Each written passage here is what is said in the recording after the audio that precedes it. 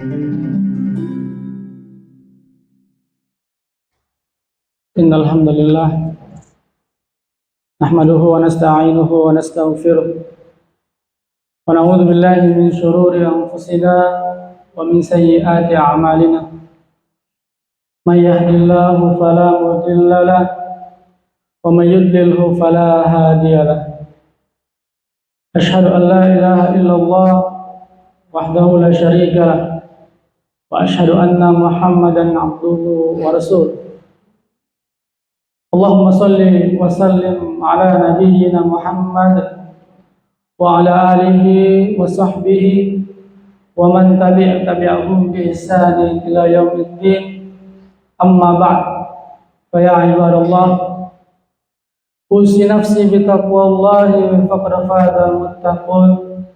وقال تعالى مذكرا بذلك في كتابه الكريم: أعوذ بالله من الشيطان الرجيم. يا أيها الذين آمنوا اتقوا الله حق تقاته ولا تموتن إلا وأنتم مسلمون. وقال: يا أيها الذين آمنوا اتقوا الله وقولوا قولا سديدا يصلح لكم أعمالكم ويغفر لكم ذنوبكم ومن يطع الله ورسوله فقد فاز فوزا عظيما.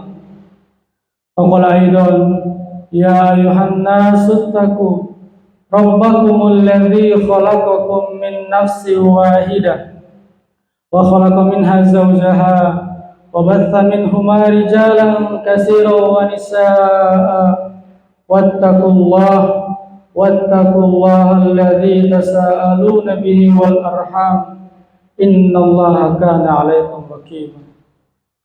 Ma'asyiral muslimin rahimakumullah.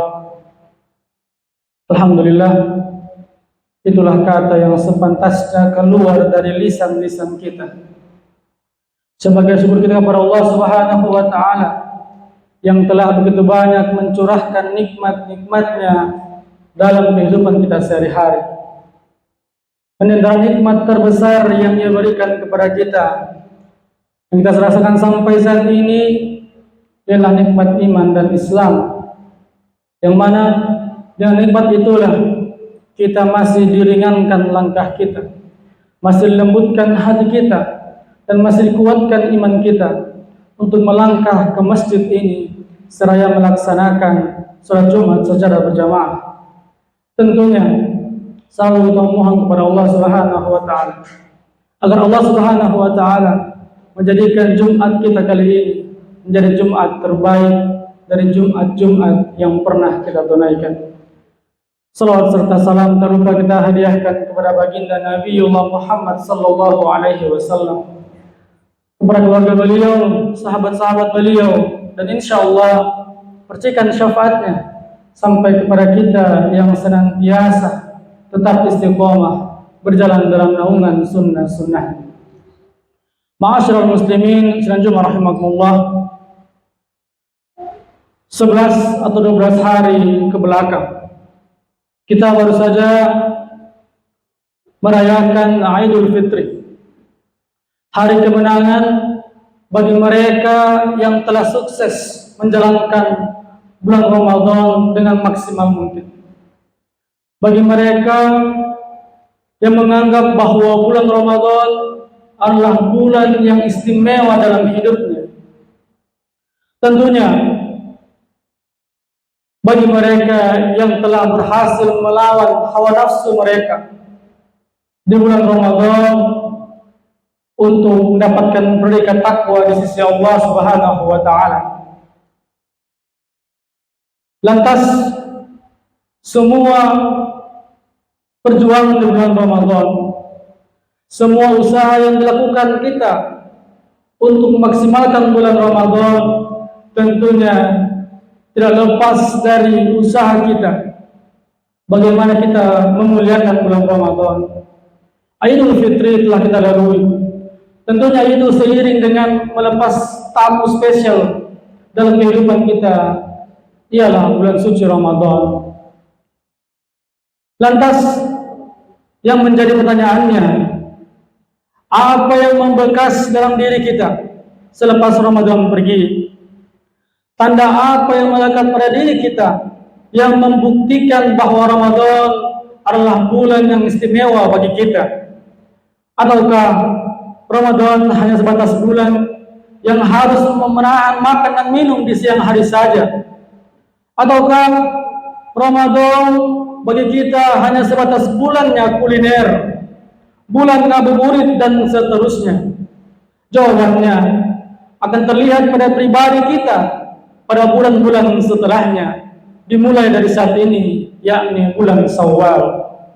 Ayyuhal mu'minun, ada sebuah perkataan yang disimpulkan oleh Ibnu Rajab Al-Hambali dalam Lataif Al-Ma'arif dan Ibnu Katsir dalam kitab tafsirnya Tafsir Al-Quran Al-Azim dari tafsir surah Al-Lail. Juga kaidah ini disampaikan oleh ulama lainnya. Mereka berkata, inna min thawabil hasanatil hasanah ba'daha wa inna min jaza'is sayyi'ati sayyi'ah ba'daha. Sesungguhnya di antara balasan kebaikan adalah kebaikan selanjutnya, dan di antara balasan dari amalan kejelekan adalah kejelekan selanjutnya. Dari perkataan yang serat akan hikmah ini menunjukkan kepada kita bahwa tanda suatu amalan itu diterima oleh Allah Subhanahu wa taala adalah jika dilanjutkan dengan kebaikan selanjutnya, dan tanda suatu amalan tidak diterima atau dinilai buruk oleh Allah Subhanahu wa taala adalah jika dilanjutkan dengan kejelekan selanjutnya. Untuk bulan Ramadan, jika amalan tersebut diterima, berarti setelah Ramadan akan kita ikuti dengan kebaikan-kebaikan yang lain. Tanda amalan tersebut tidak diterima adalah jika setelah Ramadan malah yang ada hanya kejelekan atau keburukan, sedangkan amalan kebaikan malah menghilang. Ma'asyiral muslimin selanjutnya rahimakumullah. Dalam fenomena yang terjadi pada kaum muslimin di zaman sekarang, kita akan temukan 5 kenyataan yang menunjukkan keadaan kebanyakan kaum muslimin setelah Ramadan. Kenyataan yang pertama, jamaah sekalian, yaitu mulai malasnya seorang hamba mengerjakan sholat 5 waktu. Padahal sholat adalah suatu kewajiban yang mesti diperhatikan, karena tegaknya bangunan Islam dilihat dari apakah sholat 5 waktu didirikan atau tidak. Dari Abdullah bin Umar radhiyallahu anhu, Nabi sallallahu alaihi wasallam bersabda, "Bunyal Islamu ala khamsin, syahadati Allah ilaha illallah wa anna Muhammadan abduhu wa rasuluh, wa iqamis salat, wa ita'iz zakat, wa hajjil baiti, wa shaumi Ramadan." Islam dibangun di atas 5 perkara. Bersaksi bahwa tidak ada yang berhak disembah melainkan Allah, dan bersaksi bahwa Nabi Muhammad adalah hamba dan utusan Allah Subhanahu wa taala. Menunaikan salat, menunaikan zakat, menunaikan haji ke Baitullah, dan berpuasa di bulan Ramadan. Hadis riwayat Bukhari dan Muslim. Jika salat tidak ada, maka hancurlah bangunan Islam dalam diri seseorang. Sehingga jika salat benar-benar diperhatikan, berarti tegaklah bangunan Islam pada dirinya. Terkhusus lagi salat subuh, jika ia menjaganya dengan baik, maka akan terselamatkan dia dari sifat kemunafikan. Dari Abu Hurairah radhiyallahu anhu bahwa ia berkata bahwa Rasulullah sallallahu alaihi wasallam bersabda, "Laisa salatu athqala 'alal munafiqin min salatil fajr wal isya, walau ya'lamuna ma fihi mal atauhuma walau habwa." Tidak ada salat yang lebih berat bagi orang-orang munafik selain dari salat subuh dan salat isya. Seandainya mereka tahu keutamaan yang ada pada kedua salat tersebut, tentu mereka akan mendatanginya walau sambil atau dalam keadaan merangkak. Kenyataan yang kedua, jamaah sekalian, yaitu mulainya sepi rumah-rumah Allah atau masjid. Perhatikanlah bahwa sholat berjamaah itu sangat ditekankan sekali bagi kaum pria. Yang buta saja Nabi Shallallahu Alaihi Wasallam tetap menyuruhnya berjamaah di masjid. Dulu ada seorang laki-laki buta mendatangi Nabi Shallallahu Alaihi Wasallam, lalu dia berkata, wahai Rasulullah, sesungguhnya aku tidak memiliki orang yang menuntunku ke masjid. Kemudian pria ini meminta kepada Rasulullah Sallallahu Alaihi Wasallam agar diberi keringanan untuk salat di rumahnya. Pada mulanya Nabi Sallallahu Alaihi Wasallam memberi dia keringanan, namun tatkala dia hendak berpaling, beliau Sallallahu Alaihi Wasallam memanggilnya lagi lantas berkata, hal tasma'un bis salat. Apakah engkau mendengar azan saat waktu sholat? Laki-laki buta itu menjawab, ya. Lalu Nabi Shallallahu Alaihi Wasallam pun mengatakan, fa'ajib, penuhilah panggilan azan tersebut. Hadis riwayat Muslim. Lihatlah, laki-laki yang buta saja tetap diwajibkan sholat berjamaah. Bagaimana dengan kita yang dalam keadaan sehat badannya dan penglihatan pun masih normal? Ma'asyiral muslimin Jumat rahimakumullah. Kenyataan yang ketiga yaitu kembalinya seorang hamba dalam melaksanakan sholat malam.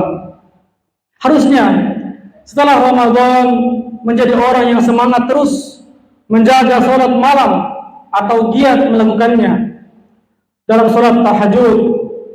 Coba perhatikan, ada orang yang tidurnya sampai subuh, ia tidak bangun untuk sholat malam, maka dalam hal ini Nabi Shallallahu Alaihi Wasallam mencelanya ketika itu dengan mengatakan, "Dzalika syaitanu fala fi udhunai." Demikianlah setan telah mengencingi kedua telinganya. Hadis riwayat An-Nasai. Untungnya setan adalah makhluk gaib yang kencingnya tidak nampak, tidak bisa kita lihat. Bayangkan jika kencing itu diwujudkan seperti kencingnya anak-anak kita. Juga Nabi SAW mencela pula orang yang dahulu rajin sholat malam, namun sekarang ia meninggalkannya. Dari Abdullah bin Amr bin Alas radhiyallahu anhum, Rasulullah SAW berkata kepadaku, ya Abdullah, wahai Abdullah, la taku mithla fulan, janganlah engkau seperti fulan, karena yaqumul laila fataraka kiha mal lail.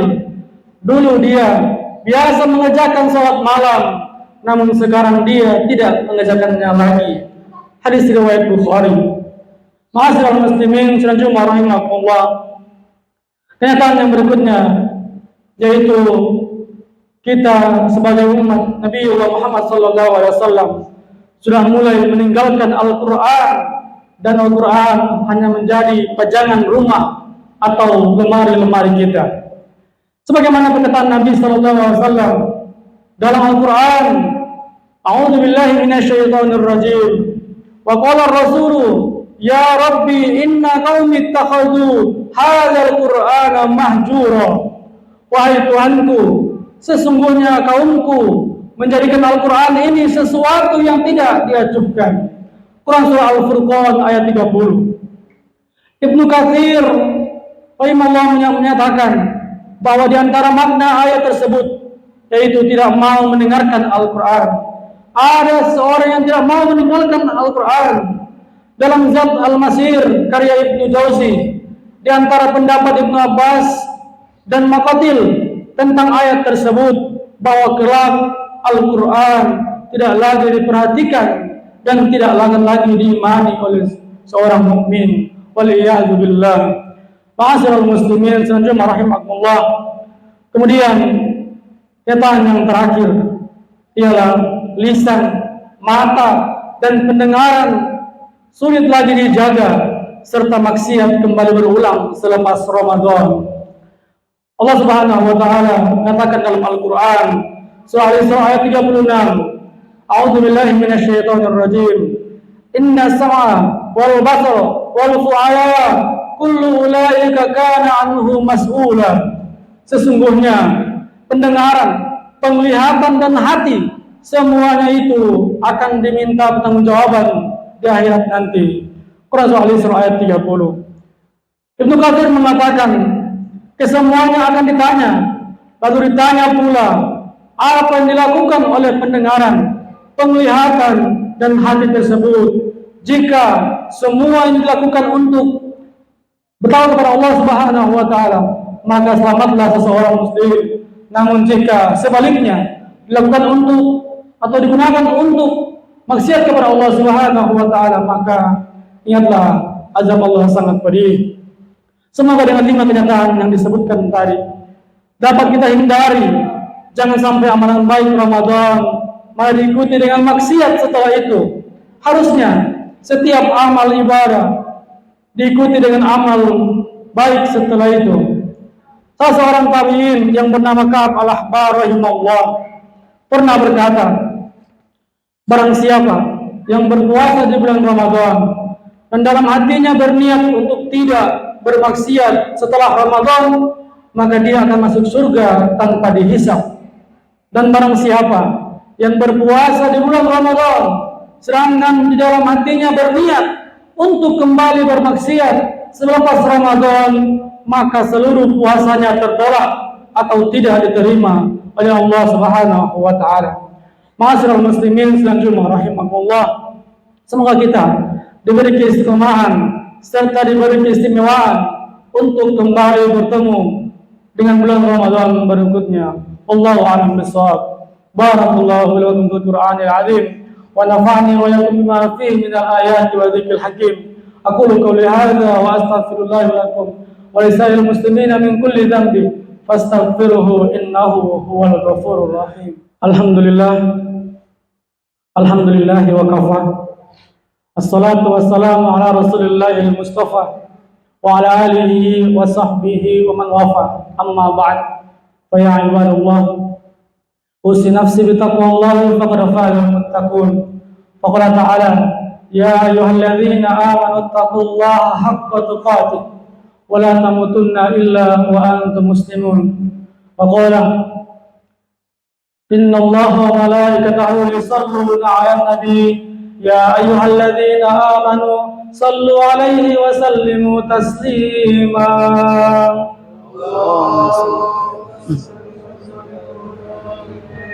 Allahumma salli wa sallim ala sayyidina Muhammad wa ala sayyidina Muhammad kama sallaita ala sayyidina Ibrahim wa ala sayyidina Ibrahim wa barik ala sayyidina Muhammad wa ala sayyidina Muhammad kama barakta ala sayyidina Ibrahim wa ala sayyidina Ibrahim fil alamin innaka Hamidum Majid. Allahumma ighfir lil muslimina wal muslimat wal mu'minina wal mu'minat al ahya'i minhum wal amwat innaka sami'un qaribun mujibud da'wat ya qadiyal hajat. Allahumma arinal haqqa haqqan warzuqna ittiba'ah wa arinal batila batila warzuqna ijtinabah. Allahumma a'izzal islam wal muslimin wa adil syirka wal musyrikin wa dammir a'da'aka a'da'ad-din. Allahumma ansur ikhwanana al-mustada'afina fi Suriya wa fi Palestin wa fi Iraq wa fi Rohingya wa fi Indonesia wa fi kulli makan wa fi kulli zaman wa fi kulli biladil muslimina ya arhamar rahimin. Rabbana taqabbal minna innaka antas samiul alim wa tub alaina innaka antat tawwabur rahim. Rabbana atina fid dunya hasanah wa fil akhirati hasanah wa qina adzaban nar wa qina adzaban nar wa qina adzaban nar. Subhana rabbika rabbil ibadallah inna Allaha ya'murukum bil 'adli wal ihsan wa ita'i dzil qurba wa yanha 'anil fahsya'i wal munkari wal baghi ya'idukum la'allakum tadhakkarun. Fasburullaha lakum wa la dzikrullahi akbar. Aqimis shalah.